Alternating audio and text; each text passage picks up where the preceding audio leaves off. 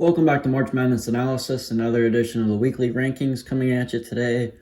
Should have been yesterday. I was a little bit busy yesterday, so it's going to come out on an early Tuesday morning. I had a lot of problems with the AP poll yesterday, and creating my Power 36. I made a couple of issues that I posted on the March Madness Analysis Instagram page. Got some feedback on that, and I did mess up a few things, so I did change it slightly.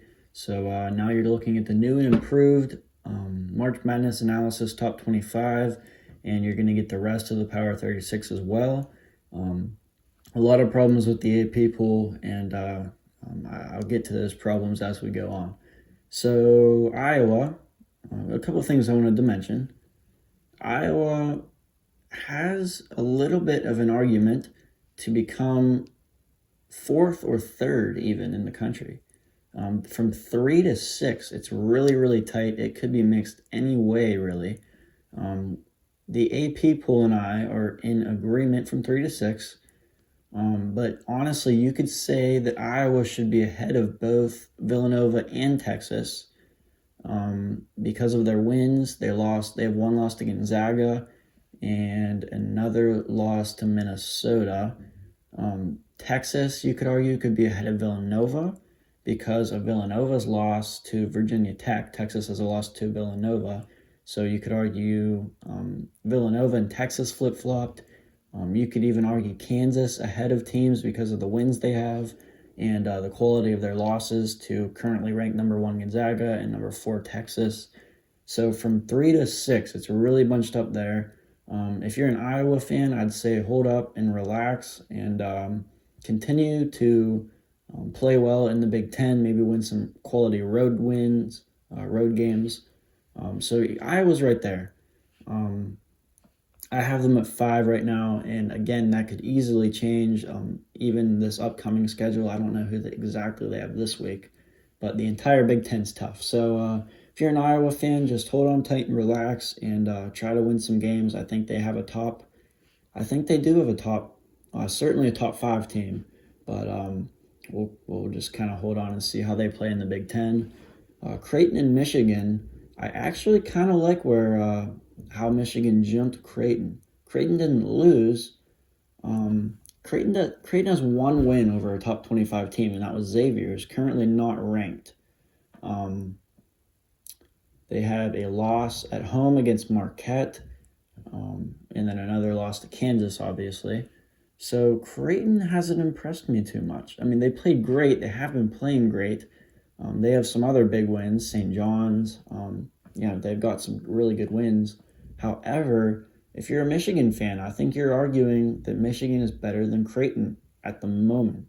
In the long run, Creighton is better, in my opinion, for sure. Right now, Michigan's playing better. And I know Michigan doesn't have the big-time win, but neither does Creighton. So those teams could be flip-flopped. Michigan's got some big games this week. I would love to see how they respond they play Minnesota again, and then they play Wisconsin early in the week. So those are going to be some great games. If they win those, they could be ahead. And I probably should have put Michigan ahead of Creighton. After that, Wisconsin, Tennessee, Clemson, Houston. We just kind of flip-flopped Clemson and Houston. I think Clemson has the better wins right now and the better quality loss. After that, 13, 14, 15. Don't understand that. Don't have any of those teams ranked. West Virginia, 4 losses, and almost lost to Oklahoma State this past week. Illinois, 4 losses, just lost at home to Maryland. Don't have any clue how they're in the top 15. Don't have any clue how they're in the top 25. They really don't have that many quality wins. If you're going to put a team with 4 losses up there, I would expect that team has wins over Iowa, over Rutgers. They do have a win over Rutgers, a win over Wisconsin, Michigan State, and they really have mediocre Big Ten wins. So I don't understand how they're possibly that high. But we've talked about Illinois before. We've talked about Texas Tech before. Texas Tech has one quality win by 2 points over Oklahoma, who's unranked currently and has 4 or 5 losses. So just don't understand how those teams are ranked. After that, though, Louisville, Missouri, I took those three teams out and bumped Louisville and Missouri up to 13 and 14. UConn, I'm a lot higher on. UConn's 25 in the AP. They have one loss. I believe it was at Creighton, and it was only by 2 points. And they are playing fantastic basketball right now without Bouknight. They're playing fantastic. So I would give them a little more credit. Alabama, nowhere to be found in the AP pool. Completely shocking to me. Playing great basketball right now, beating good teams. I would really love to see them beat Kentucky today. St. Louis, probably we're kind of in the same area there. You could really argue that St. Louis is anywhere up there. They have one loss to Minnesota and quality wins. So that's why I like where St. Louis is right now. Xavier, I really like where they're at right now. They have a ton of quality wins, and they have one loss at Creighton, I believe. And yeah, that's right. They have one loss at Creighton, and the only thing holding them back right now is that bad loss at home to Seton Hall. Other than that, love Xavier. I think they're worthy of a top 20 spot. After that, I did not love the AP. The AP, for some reason, has a weird bias against West Coast teams. Obviously, Gonzaga's at the top. They still have Oregon in the top 25, which I'm fine with. But where are the teams? UCLA is playing great basketball right now. They were disappointing at the beginning of the year. They are playing fantastic right now, beating quality Pac-12 teams. I think they should be there. Boise State is nowhere to be found in the AP pool. I think Boise State's playing fantastic. They're a favorite in the Mountain West Conference. USC is playing fantastic basketball right now, with an 8-2 or 9-2 record against quality Pac-12 opponents.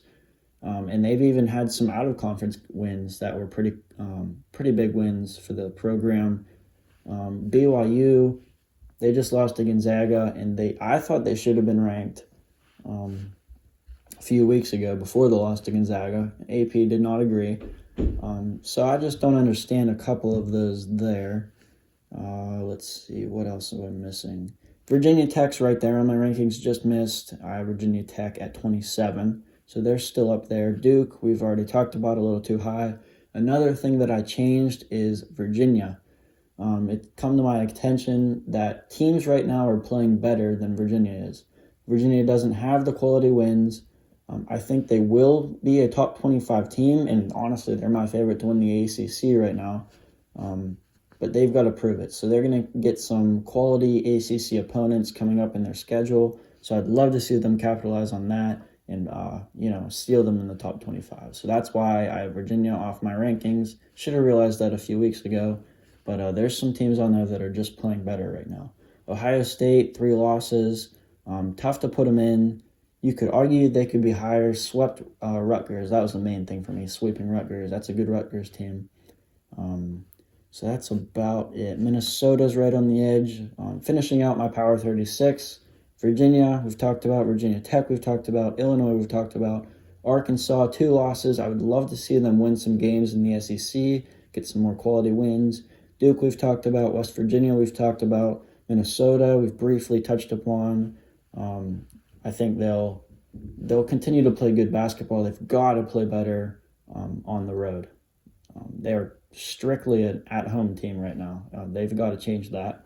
Stanford's playing great basketball right now. I would love to see them continue to win in the Pac-12. Pac-12's up for grabs, in my opinion. A lot of teams that are up there. Colorado's up there. Michigan State, they have some quality wins, and I think they're a top team. It's just the losses. So many losses that just holds them back, really. Rutgers getting swept by Ohio State. Didn't love that. Loved them at the beginning of the year, and they're starting to fall down now. And Oklahoma State finishes off my Power 36. Just some tough losses to some good teams. I still think they're a top 40 team, in my opinion. Now we'll get into some questions. Cooper Graber is a Duke fan, says Duke should be ranked. Well, you don't really have much of an argument, really. You don't have any quality wins. They have a couple losses at home to good teams, sure, but they're playing poorly against some mediocre teams. Notre Dame, Boston College, even Wake Forest wasn't really a blowout. So we'll see how they play against some better teams. They got Virginia Tech this week, so I'm excited to see how they play against Virginia Tech.